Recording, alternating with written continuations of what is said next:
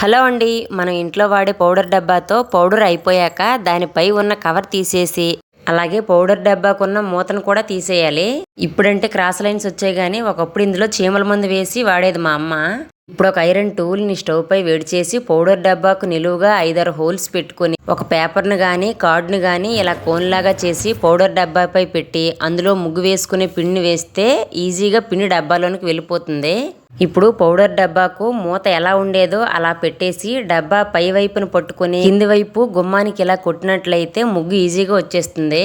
ముగ్గు వేసేటప్పుడు గుమ్మం దగ్గర ఇలా పేపర్ గానీ కవర్ గానీ వేస్తే కింద పడిన పిండి మళ్ళీ వాడుకోవడానికి యూజ్ అవుతుంది. అలాగే చాలా మందికి ముగ్గు పిండితో లైన్ గీయడం కూడా రాదు. అలాంటి వాళ్ళు దీంతో ఈజీగా లైన్ గీసేయచ్చు.